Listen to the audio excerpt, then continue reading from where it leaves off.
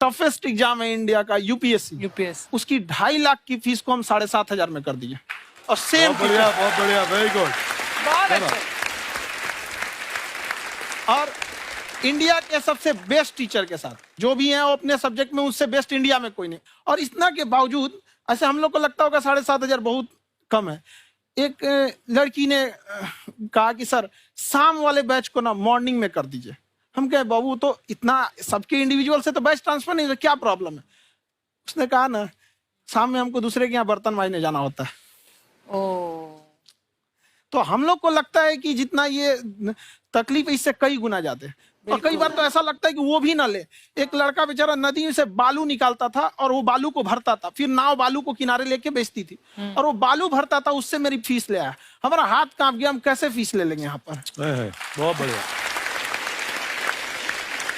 उसी दिन हमने ये प्रण लिया था कि भारत का कोई भी बच्चा उसके सफलता में पैसा उसकी बाधा नहीं बनेगी, चाहे उसको जितना भी पढ़ना रहे यहाँ पर। क्या बात। और अर्चना जी, मैं इनके बारे में एक बात, खान सर आपके बारे में मैं एक बात कहना चाहता हूँ। इनका जो स्टार्टअप है ये बूटस्ट्रैप्ड है। अच्छा। मैं साधारण भाषा में बता देता हूँ, ये सेल्फ फंडेड है। इन्होंने अभी तक किसी और से पैसा नहीं लिया है। ये इन्वेस्टर के पैसे से नहीं, इन्होंने खुद इसको बिल्ड किया है। और बल्कि इतना स्ट्रॉन्ग स्टार्टअप है ये कि मैं कहूंगा कि अगर इन्वेस्टर्स को इन्वेस्ट करना हो तो मैं इंडोर्स करता हूँ ऐसे स्टार्टअप्स को।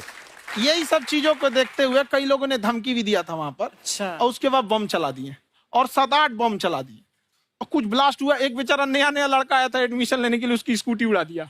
वो आया था, कहा कि सर हम तो पढ़ने आए थे, हमारा स्कूटी उड़ गया। हमारी ऑफिस उड़ा दिए सब। एक तो पास में आके गिरा और नहीं फटा वो।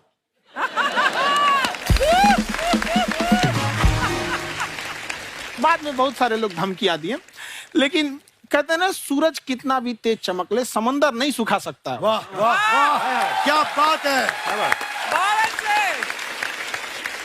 मैम एक्चुअली ये फीस कम करने का एक और रीजन है।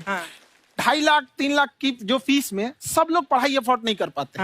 इसलिए वो कुछ ही लोग अफोर्ड कर पाते हैं, तो उनका मेंटल लेवल तो बहुत ऊपर चला जाता है। लेकिन एक पूरे देश का मेंटल लेवल थोड़ा सा स्टेबल नहीं हो पाता। तो जब फीस कम रहेगी तो हर वो लड़का तैयारी करने के लिए आगे आएगा जिसका सपना है देश के लिए कुछ करने का। सीटें लिमिटेड हैं, उन्हें को मिलेगी, लेकिन जिन्हें नहीं मिलेगी उसे मिलेगा देश का एक जिम्मेदार नागरिक। तो इस देश को बदलना। क्या बात है। हम लोग विश्व गुरु कहे जाते थे, क्यों? क्योंकि दुनिया से लोग हमारे यहाँ पढ़ने आए थे। चाइना से ह्वेनसांग आया, फायान आया, आज कोई नहीं आता है। हम लोग का उद्देश्य एक समय आएगा जो फिर आएंगे यहाँ पढ़ने के लिए। क्या बात है। पर आप देखो अर्चना जी, सबसे ज्यादा आईपीएस आईएएस बिहार से निकलते हैं। आप देखो पढ़ाई लिखाई में पॉलिटिशियन बहुत बड़े बड़े निकले हैं। तो ऐसा नहीं है, हर जगह ऑप्शन भी नहीं है वहाँ पे, इंडस्ट्री नहीं है, खेती करेगा तो कोई खास वो नहीं रहे, ऑप्शन भी नहीं है। सही बात है। बिहार की मिट्टी में एक चीज है, जिद तो बहुत जबरदस्त है। कुछ भी नहीं रहेगा तो सब कुछ पाने का उसको जिद रहेगा, करके भी दिखा देगा वहाँ पे, कर देंगे हम यहाँ पे। विवेक सर, आपके बारे में हमने सुना एक बार आप संन्यास लेने चले गए थे। कौन वापस लेके आया आपको? फिर कहाँ तक पहुंच गए थे आप?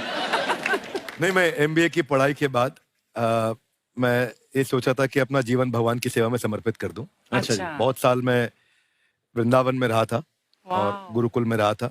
अच्छा। और वहाँ सेवा करना, बहुत अच्छी शिक्षा मिली। मैं बोलता हूँ मेरी असली एमबीए वही थी, मोस्ट ब्यूटीफुल एसोसिएशन। वाह। और मैं वहाँ भगवत गीता पढ़ी, जहाँ मुझे गीता से लगाव हुआ। तो मेरे गुरुजी का आदेश था कि आप भगवत गीता को बिजनेस मैनेजमेंट के साथ जोड़ के देश दुनिया में बताओ। मेरे को लगा बड़ा मुश्किल काम है। मैंने बाद में देखा कि डॉक्टर स्टीफन कॉवी, जिनकी किताब है 7 habits of highly effective people, आप सबने पढ़ी होगी। उन्होंने बोला मैंने 7 हैबिट भगवत गीता से लिए। और हमारे देश के लोग ऐसे हैं जो मेरी किताब पढ़ते हैं, जो कि 3.5 मिलियन कॉपीज बिक चुकी हैं, और भारत में भगवत गीता नहीं पढ़ते। तो मुझे लगा कि मैं गीता विद मैनेजमेंट के ऊपर आकर के बातचीत करूं। मुझे लगा बहुत कठिन होगा, पर मेरे गुरुजी का आदेश था कि कठिनाई आपको तभी तक दिखेगी जब कठिनाई को देखोगे। तो एक छोटा उन्होंने मुझे बताया, पूछा कि इस कमरे में लाल रंग कितनी जगह है, देखो आप भी एक बार जरा देख के बताओ। तो 7-8 जगह लाल रंग दिख रहा है यहाँ पे आपको। 1 ये 2 वो लाल रंग टी शर्ट पे, 3 4 5 ये लाल हो गया, 6 उधर लाल हो गया, 7 एप्पल लाल, बिल्कुल ठीक 7। पर जब आप लाल रंग ढूंढ रहे थे तो क्या आपको हरा रंग दिख रहा था? Yes no? नहीं। जब आप लाल रंग ढूंढ रहे थे तो क्या आपको काला रंग दिख रहा था? Yes no? नहीं। नो। जिंदगी भी ऐसी है, जो क्या बात? ढूंढोगे वही मिलेगा, बाकी कुछ नहीं मिलेगा। तो उन्होंने कहा कि आप इसी सोल्यूशन पे फोकस करो और गीता के मैसेज को पहुंचाओ। तो मैं बिजनेस मैनेजमेंट के प्रोग्राम्स कॉर्पोरेट्स में करने शुरू किए, क्योंकि गीता पहला मोटिवेशनल सेमिनार जो पृथ्वी के इतिहास में कपिल जी हुआ, वो कृष्ण ने दिया था। पहले मोटिवेशनल स्पीकर इस पृथ्वी के इतिहास के कृष्ण थे, जिन्होंने अर्जुन को रणभूमि में मोटिवेट किया था। बड़ी पेशेंस कृष्ण ने अपने लीडरशिप क्वालिटी से दिखाई, वो मुझसे मुझे बड़ा इंस्पायर किया, वो चर्चा ने इंस्पायर किया, वो डिस्कशन ने इंस्पायर किया। तो उस डिस्कशन को मैं आज भी लेके चलता हूं अपने साथ। कहाँ सर, हमने सुना है आप 5 स्टार में रुके थे कल और नीचे जाके वड़ा पाव खाने गए आप रेहड़ी पे। एक्चुअली क्या है ना कि वहां जो चीजें सीखने को मिलती है ना, खाली पेट और खाली जेब इंसान को जो सिखाते हैं वो किसी यूनिवर्सिटी कॉलेज में नहीं सिखाया जाता। और गरीबी बड़ा बेशरम चीज होती है। तो कहते हैं कि मौत भी तू जल्दी आया कर गरीब के घर में। कफन का पैसा भी खर्च होता है दवाइयां खरीदते खरीदते। हाय हाय हाय, क्या बात है। और खान सर की खासियत ये है कि जिसको तो पढ़ना है, जिसको एजुकेशन चाहिए, वो तो इनका वीडियो देखते हैं। लेकिन वैसे भी कई लोग, जैसे अर्चना जी बात करी थी, कहती मैंने जब देखना शुरू किया तो मैंने बैक टू बैक इतने सारे वीडियोस देखे, क्योंकि आपका जो तरीका जो बोलने में, एक तो इनकी जो टोन है पढ़ाने में, और साथ साथ में जो ह्यूमर आता रहता है, तो उसकी वजह से और भी इंटरेस्टिंग हो जाते हैं आपके वीडियो। शुरुआत में हम लोग जब स्टूडेंट लाइफ में थे, या हम कई स्टूडेंट को भी देखते हैं, वो बेचारे जब थक जाते हैं तो आपका शो देखने लगते हैं। तो शुरू में हमको लगता था जब कि अरे यार हमारी पढ़ाई उसके लिए है, लेकिन पढ़ाई में थक जाता है, शो देख के नहीं थक जाता है। हाँ। तो हमने सोचा दोनों को मिक्स कर देते हैं। तो हमने उसको, और आज आपको पता नहीं हमने भी यही किया है। मिक्स करने। हमारे एजुकेशन सिस्टम में 2 कमी है। हाँ। एक एजुकेशन की, दूसरा सिस्टम की। आप पटना से हैं ना? हाँ। हमें भी पटना पसंद है। बस कोई पटाने वाला चाहिए। नहीं, मजाक नहीं कर रहे हैं। आपका जो चैनल है, हम दिन में 10 बार आपके चैनल को सब्सक्राइब करते हैं। अरे हाँ, और बेल आइकन तो हम इतना जोर से दबाते हैं कि बाकी यूट्यूब वाले बाहर निकल के देखते हैं कि ये कौन है जिसने इनका चैनल इतना जोर से दबा दिया बेल आइकन। बुढ़िया, तो शर्म नहीं आती है? आते ही फ्लर्ट शुरू कर दिया ना तूने। तो जाते हुए करते हैं क्या? विवेक जी नमस्ते। आपसे एक काम था छोटा सा, कर देंगे आप? ये क्यों करेंगे? नहीं, गुरुजी हमेशा अपने वीडियो में कहते हैं कि विवेक से काम लो, विवेक से काम लो। विवेक मतलब दिमाग से काम लो आप। हाँ, तो विवेक जी अपने दिमाग से ही काम लेंगे। बहुत दिमाग है उनके पास। ये देखिए, जो आदमी, आपको मैं बताइए, जो आदमी बिना फिल्म किए कपिल शर्मा शो में आ गया, कितना दिमाग होगा उसके पास। लेकिन एक बात है जिसकी वजह से हम आप तीनों से नाराज हैं। क्यों? क्या बात? हर चीज में मोटिवेट मोटिवेट मोटिवेट क्या होता है? सच कह रहा है, जब भी ये शब्द सुनते हैं हमें लगता है कोई हमें चिढ़ा रहा है। बदल दीजिए ना, खाली मोटिवेट बोलना ही क्यों जरूरी है? कुछ और कीजिए। रोटी वेट, छोटी वेट, पतली वेट, कुछ भी बोलिए, मोटिवेट हटाइए। तो गुड़िया, तू भी एक्सरसाइज किया कर ना, देख डॉक्टर साहब ने कितना वजन कम किया है, तू भी कर ले। ठीक है, फिर मोटिवेट से ही चला लेंगे।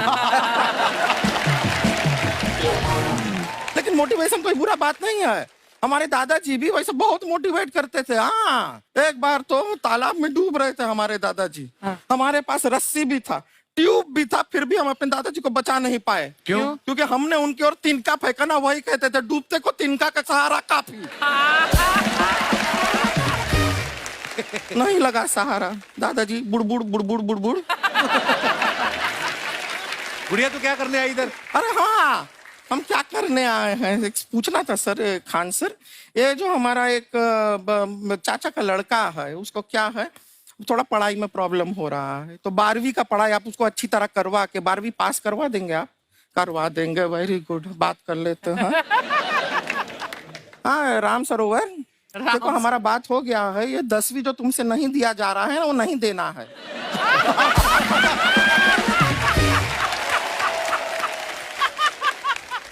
टेंशन नहीं है, 10वीं का खान सर से बात हुआ, ये सीधा 12वीं पढ़ा के पास कर देंगे। अरे ऐसे नहीं होता, पहले 10वीं पास करनी पड़ेगी, फिर 12वीं होगी ना। ऐसा कोई जरूरी नहीं है ये सीक्वेंस। हमारे मौसा जी थे, उनसे ना 10वीं हुई ना 12वीं हुई, अभी 3 दिन पहले सीधा उनकी 13वीं हुई।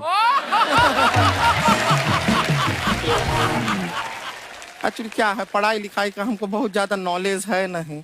गांव में पढ़े हैं ना सर, स्कूल कहाँ होते थे अर्चना जी, गांव में स्कूल नहीं था, पेड़ के नीचे पढ़ते थे हम। यहाँ तक कि हमारे पास ब्लैक बोर्ड भी नहीं था। हमारे मोहल्ले की जो भैंसिया थी उसको खड़ा करके टीचर उसके ऊपर लिख के पढ़ाती थी। मजाक नहीं कर रहे हैं। और आप तो समझ रहे हैं, अभी ब्लैक बोर्ड की एक अटैच डस्टर था बैक बोर्ड का, समझ रहे हैं ऐसा।